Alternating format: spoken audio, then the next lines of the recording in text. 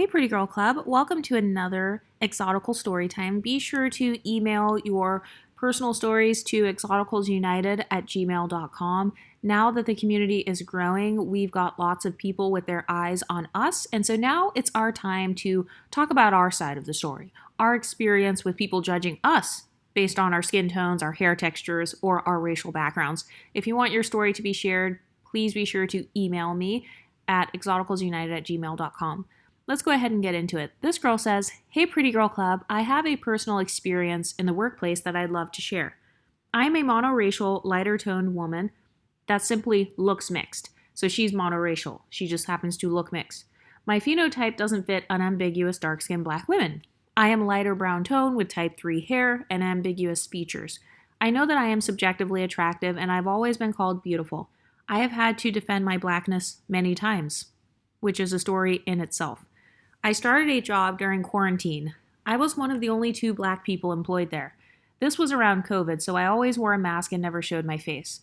I had huge paranoia with the virus around, being that I worked in retail. The other black person was a woman older than me, like 30s. I was just scratching the surface of 20s. She was brown-skinned with braids. When I first arrived, she was very quiet towards me, never really paid me any mind. I didn't really care because the other women and men there were so nice and friendly. Randomly, she started to comment on my hair, asking me, 'Is that your real hair?' Which I told her yeah, and showed her because why not? She then gradually started to compliment my hair. I thought she was starting to warm up to me, so I took it for what it was and didn't think too much about it. She would comment on my hair daily, calling it pretty and how I was lucky, which I really didn't resonate with or understand. Shortly after this, she took her braids out and started wearing her hair, which was short, not passing her neck, broke off, and fried to no return. This is when it gets weird. She started to randomly be very uptight with me, the complete opposite of everyone else, which was easygoing. Yeah, it's because she was trying to copy your hairstyle. She thought that if you could do that hairstyle, that she could try to take her braids out and go natural and look like you. I've noticed that a lot of people, they give us this celebrity treatment. So you know how people live vicariously through celebrities? They will try to approximate themselves to that celebrity, even if they look nothing like the celebrity at all.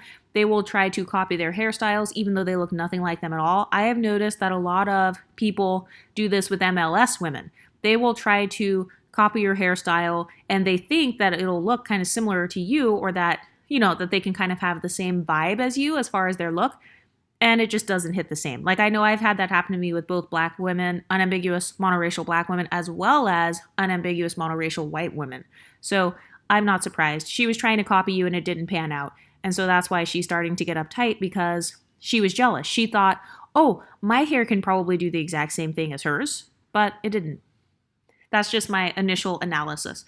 But let's get back to the story. She says, "The complete opposite of everyone else, which was easygoing. I had a friend who was a Latina woman. She was very pretty, shapely, with curly hair. She worked there longer than I did, and I spoke to her about it, and that is also how she treated her. I was taken aback, but I still really didn't care because it wasn't disrespectful." Sorry if you guys hear fire trucks in the background. I had to pause it. But let's get back to the story. She said, it wasn't disrespectful. It was just very dry, cut, and abrupt. Didn't bother me as I had my friends, which were all Latinos, Latinas, and they made my day better. A new guy was hired. He was black, and I noticed she took a liking to him. He was younger than me, I'm sure.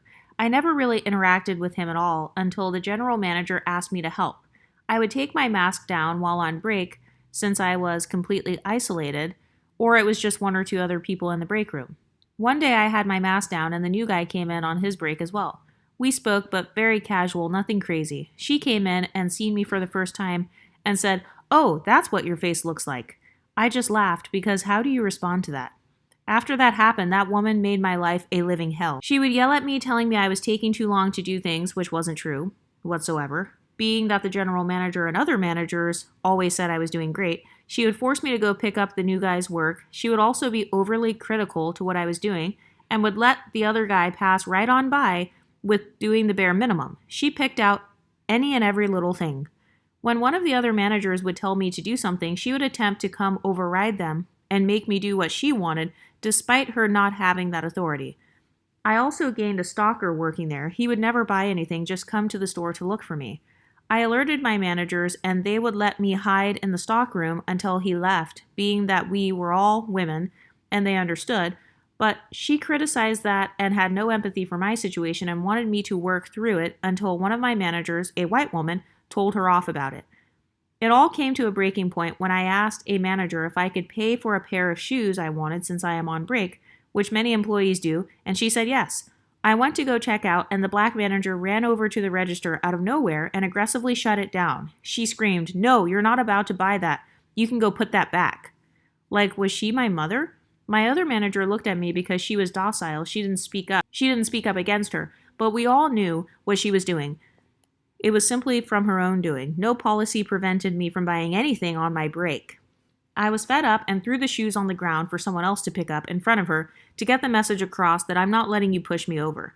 She continued her terrorizing of me.